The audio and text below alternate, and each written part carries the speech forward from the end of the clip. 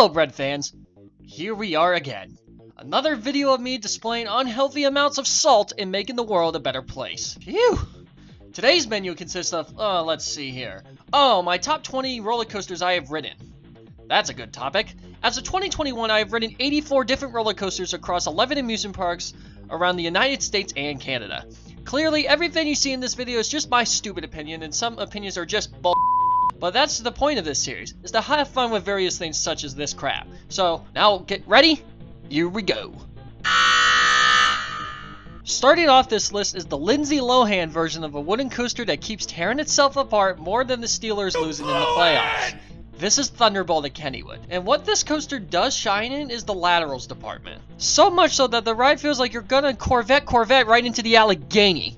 It's that good. And those laterals, it can be a little excessive for that. Other than that, perk, what does this ride offer? Basically a pop-up airtime exclusively in the front row near the halfway point of the ride and a setting that can be easily mistaken for Ravine Flyer 2. This is a really solid ride, don't get me wrong, and it deserves a spot in this video, but this coaster is big pimpin'. The only good thing about the shithole that's called Conneaut Lake Park is their wooden coaster Blue Streak. Oh, I'm sorry, Todd Joseph, because this coaster doesn't exist! Anyway, I was able to get 90 rides throughout my time here at Conneaut Lake Park from 2015 to 2019. And what the f***? This thing is sketchy as hell. I mean, you look at this coaster, it feels like it's gonna fall apart any goddamn second. But that's the main point. So much so, back in 2019, I made the rather dumb decision to marathon this sucker 61 times in a day with coaster films, and I never regretted it since. Solid airtime, janky feel, classic wooden coaster in one. It's just a damn shame Todd Joseph is finding a way to demolish this roller coaster. You know what? Todd Joseph just go burn in a river. Come on. What is going on here? Get alive. Wake up, America! Good news, we're fired! What, do you think they're kidding? Get the f*** out! Ah, the Eurofighter. Basically the great value of infinity that no one cares about. What was once a log flume turns into a clone of Iron Shark? Wait, what? That's Six Flags before Six Flags, Anyway, Tantrum at Six Flags Darien Lake. A solid roller coaster indeed. It has a very good 97-degree drop for the start and a few inversions throughout. But most of them feel clickbaited, if you know what I mean. The first legit inversion, the Immelman, is legit. And then it tries to flip you in awkward angles for the corresponding inversions. Like, what the hell was Gerstlauer thinking when it comes to this coaster? And only 22 seconds long?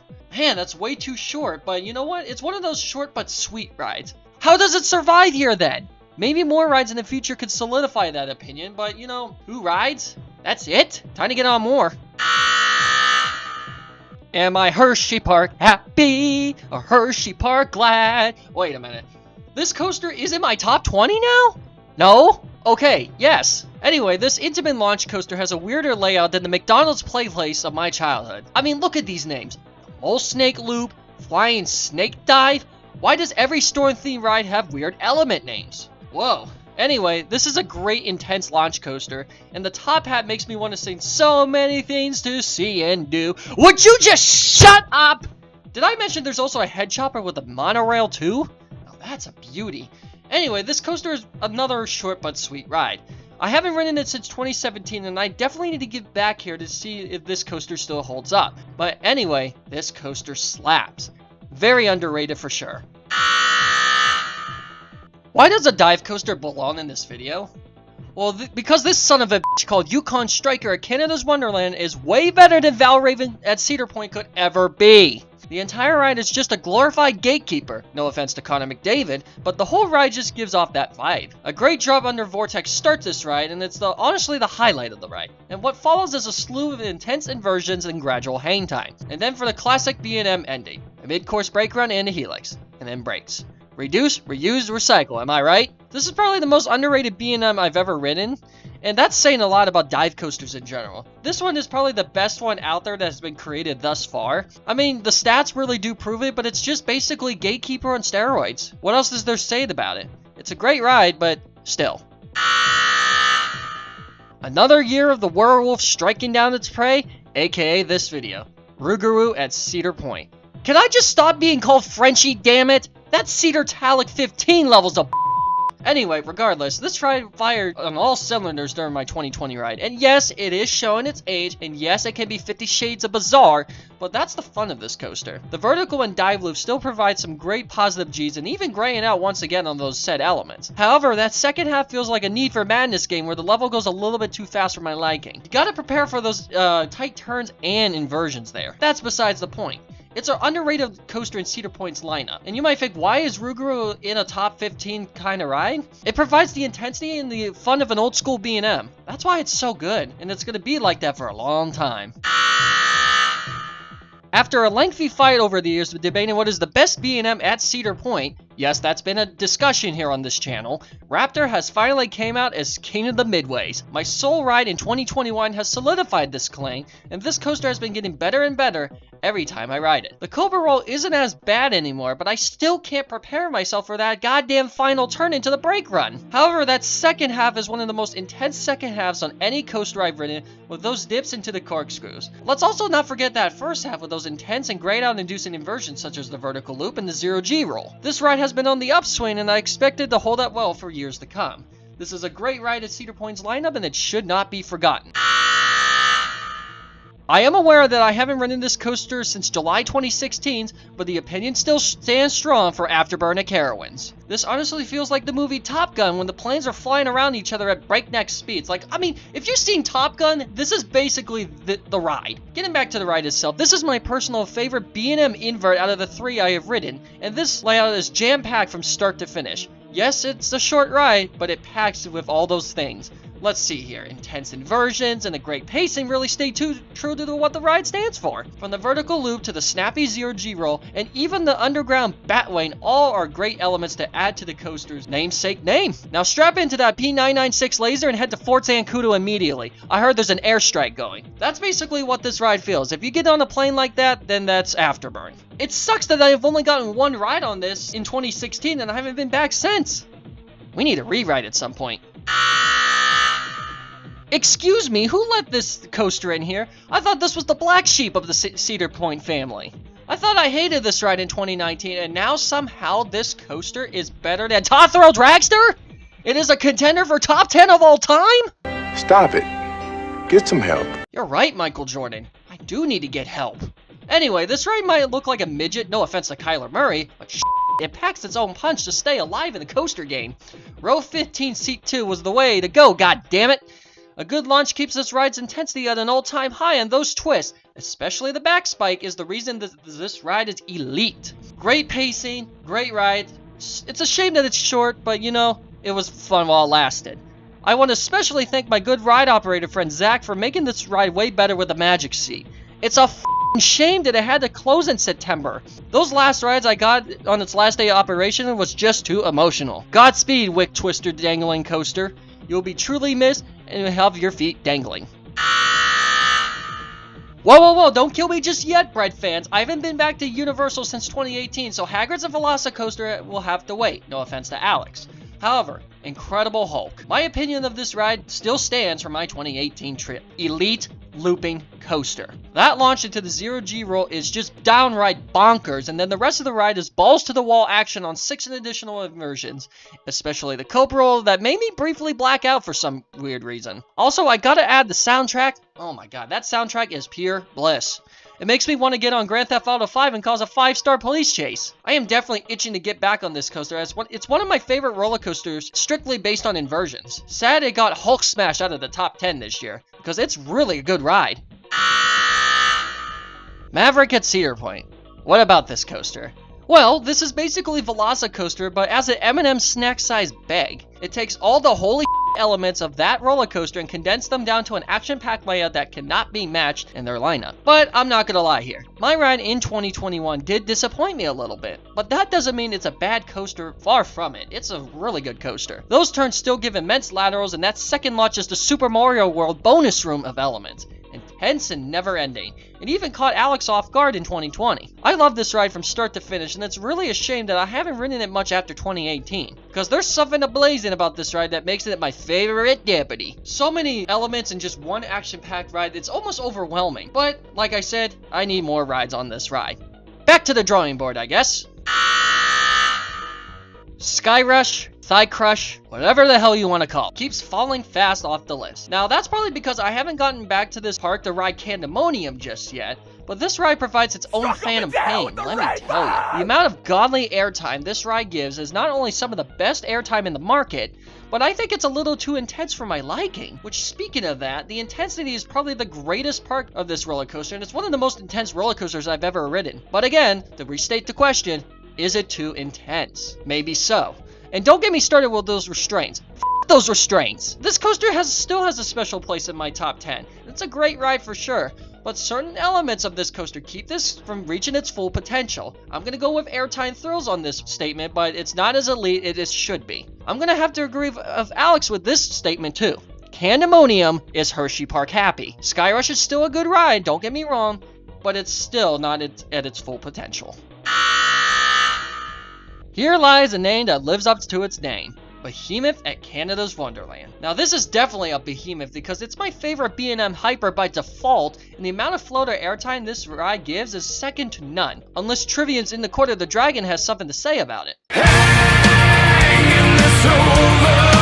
Stop with the references. Anyway, this ride is pretty simple with airtime hills throughout the ride, giving off good floater airtime in the back rows. Simple out and back layout, traditional B&M. Sure, the ending is a bit sluggish, but with Yukon Striker in the same park, the B&M formula is still strong with this one. And let me go on a tangent with those trains here for a second. They are some of the best in the industry, and it's definitely what Skyrush should have had instead. When I look at Behemoth, I look at a long, graceful, but airtime-packed ride, and it's definitely one of my favorites. This is a great coaster for sure, and I wonder if a coaster like Diamondback or Candemonium could top it. Because right now, Behemoth reigns king over an Intimidator. This coaster, so much fun. I cannot wait to get back on it whenever I get back to Canada. Why the hell is Ride of Steel my favorite Intamin I have ever ridden? Ah! Stop! Anyway, I miss this ride. I really do. The ride might look mundane on paper with its rather unorthodox layout of large helixes and straight sections, but how it's executed is the reason that this ride stays relevant to me. There is great airtime throughout the ride, especially in the second half. The intensity throughout the ride is cranked to a freaking 11 and executed better than Skyrush, and overall, this is one of the most underrated roller coasters I've ever ridden in my lineup. As a friendly reminder to get the ICJ Elite ride, sit in Car 1, Row 2. That thing is pure magic, almost Magnum style. Because when I ride into that row, that ride goes from a meh ride to basically top 10 right there. It's one of my favorite roller coasters out there, and I think it's really underappreciated in the coaster community. Get on there, get some good intensity and airtime, and you will be satisfied. Millennium Force. A Penn West Edinburgh favorite on Insane Coaster Junkie. I was definitely surprised that this ride just keeps getting better and better each time I ride it. Very similar to the new Beartooth album with some tracks. I'm looking at you, the last riff. But let me ask you a question. Why the hell is this near the top 5, you might ask? Well, the best way to describe this ride is basically the Green Hill Zone in Sonic the Hedgehog, sprinting through the intense layout of overbanked turns and airtime thrills. It also helps doing the Ride of Steel treatment right in row 2 on this ride.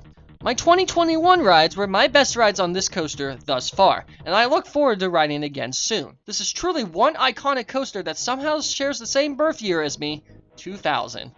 At the turn of the millennium, there were signs. The future is riding on it, because the future is riding this coaster, hopefully into the top 5. Sorry, Kennywood, I regret to inform you that Phantom's Revenge is no longer the King of Pennsylvania. However, just because it's dethroned, it still remains as my favorite hypercoaster I've ridden, and it still shows with its layout. The great airtime that this ride offers almost feels illegal, you know. This is illegal, you know. That second drop is still one of the craziest drops out there, and the whole ride feels like Ravine Flyer 2 is a steel coaster. The only thing that sucks about this ride is that it's a little bit too short for my liking. I mean, a little over 3,000 feet of track? Really, Morgan? Even my vice president Alex agrees with this coaster, as it honestly kicks some major ass during its rides throughout the 2021 season. I haven't been back since 2019, so I'm dying to get back on it, especially in the back row, but I also want to try front row to see if this coaster still holds up well as a top 5 coaster. We're also happy to inform about the repaint it got over the off season. Go Baltimore Ravens! Wait a minute, I'm a Browns fan. 10 miserable games a year, including 2 preseason games that I have to pay for, and 1 Kenny Chesney concert. When it comes to wooden coasters around here, Ravine Flyer 2 is the holy of wooden coasters. Now coming back as the king of roller coasters in Pennsylvania. Sorry Phantom's Revenge, sorry Skyrush, sorry Phoenix, everything else. Ravine Flyer 2 is the king. Getting 225 rides during the 2021 season was no easy task, and this thing kicks ass on all cylinders. From ejector airtime to intense laterals to a bridge over the goddamn highway. Which, besides talking about that bridge, that maneuver is way better than Palindrome could ever be. Sorry, not sorry. And let me talk about the night rides. They are just pure bliss. Almost like if it was a Super Bowl, no offense to Tom Brady. Why did it rise in my rankings? The Bread fans will never know. Wait a minute, I'll actually tell you. The rides just got better and better as the season went on. The retracking, everything else. But I can tell you that this is the best wooden coaster I've ridden, no offense to Voyage, and nothing can come close to it. It's the main reason why this channel is still relevant these days, because Ravine Flyer 2 is just like a fine wine. It gets better with age. I'm looking forward to more rides during the 2022 season. Back into the world of Canada, and I didn't know Volbeat sponsored this ride.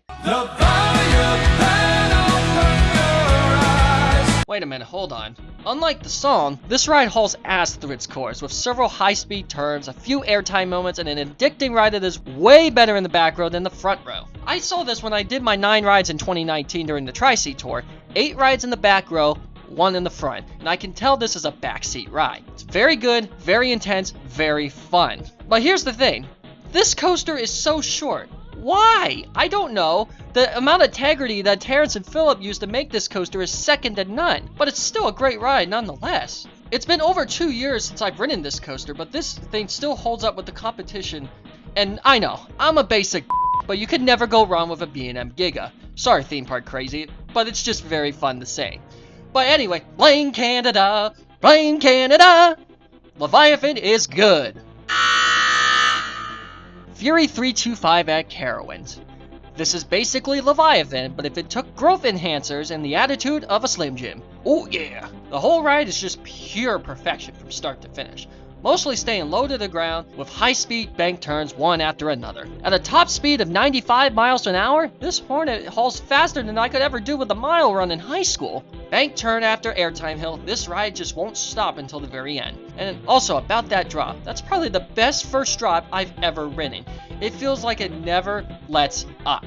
And there's a lot of good this ride offers, and 5 years later after riding this coaster for the first time, I still have Fury Fever. Yes, if you have Fury Fever, you have Fury Fever. The feeling of riding a roller coaster through 2 different states and having everything that a coaster enthusiast could want in a roller coaster is just holy shit.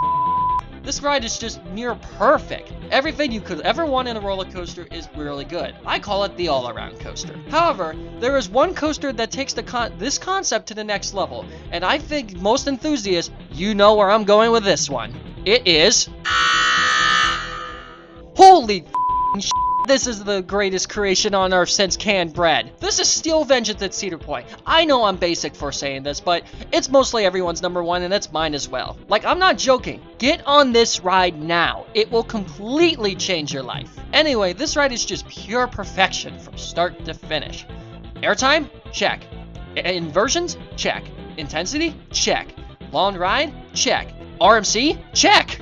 Everything about this ride is just that damn good that it's illegal for any other coaster to top it. No offense to the Cleveland Browns. The ride feels like it's gonna yeet you out of here, and it's perfectly described as a fantasy if it wants to be. Looking at this coaster, there's a lot of perfect that goes into it. So much to offer. Wait, what's that?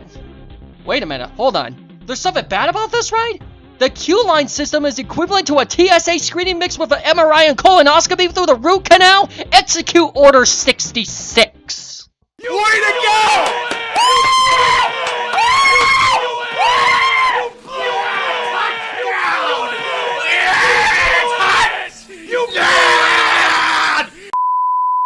These 20 roller coasters were the ones that defined how I entitle as a basic know-it-all roller coaster enthusiast. Yes, there were some questionable coasters and even more questionable spots, but sometimes it's fun to credit poke fun at the coasters I've ridden over the years. This is kind of a different style I wanted to take with my favorite roller coasters, and I thought a Bread Fans guide would do with it. And then you know what? It's the locale of the week. Because you know why? I know why. It's that sad. Just remember, at the end of the day, these opinions may or may not be accurate to my true thoughts and feelings, so take everything with a grain of yins or salt. I'm just poking fun and having a good time with this one. Thank you for watching this video, and stay gold, Ponyboy. Oh, god damn it!